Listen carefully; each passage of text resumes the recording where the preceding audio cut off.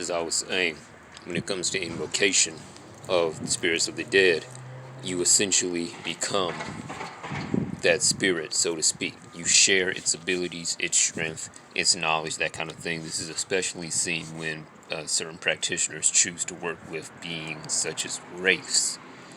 There's a symbiotic connection there, especially when you're working with just one particular wraith that you have a connection to. A symbiotic relationship, albeit on the negative end, forms, and you channel their shared hatred, their malevolence, all that good shit. It's the same process here. There are many different ways to evoke or invoke a spirit of the dead. What is most important, however, is that you abide by protocol, as I said earlier, and you give the appropriate offerings and you do the workings correctly. There's a reason very few people choose the necromantic path, because this is a cut and dry path to a degree. There is minimal room for error when you get to a certain point, because by this point you will know and have studied and know exactly how you're supposed to do the ritual to the T, especially for such things as Haitian Vodou, like working with Baron Samedi and all the other kind of stuff. Once you know what to do and how to do it, and you've done it enough times to where you got it down to a T, there's no room for error, because then it is interpreted as disrespect, purposeful. Because if you know this very well, why would you do it this way? You know what I'm saying? That kind of thing. Now, on the topic of the Gnostic current, I've not done much practical work with the Gnostic current, at least the lighter side of it. However, from research and some experience, what I can tell you is that my opinion is thus.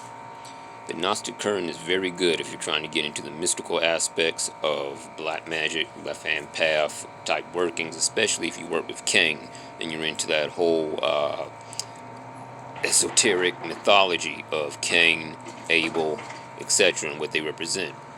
You know, Cain representing the liberated spirit of man chained in flesh, fighting against the illusion, breaking chains by any means necessary, including murder, in order to overcome the demiurge and attain liberation.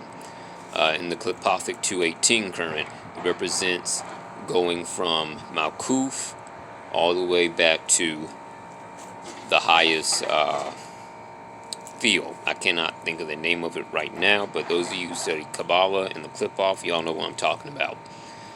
If you're trying to get into the mystical end of RHP magic, this works very well. The Gnostic current is awesome for that, especially Michael Buto's work with the Monastery of the Seven Rays.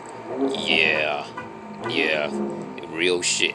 You just gotta take out the whole JCI reference about, you know, the light of God and all this other crap, and then you'll be good. On that note, if you do decide to read Michael Buto's book, the Voodoo Gnostic Workbook, be prepared to reread that shit over and over and over and over again, and over again some more. He has good information. He just connects it to fucking topics that seemingly have nothing to do with what you just read, and you gotta reread it in order to connect the dots and see the gnosis that he's seeing, and then you can verify that for yourself, or you can deny it, take what you need, deny the rest, that kind of deal. But the Gnostic current in and of itself, if you decide to work with it, stick with it for a little bit, develop resonance, maintain that resonance, and you'll see great power added to your magic.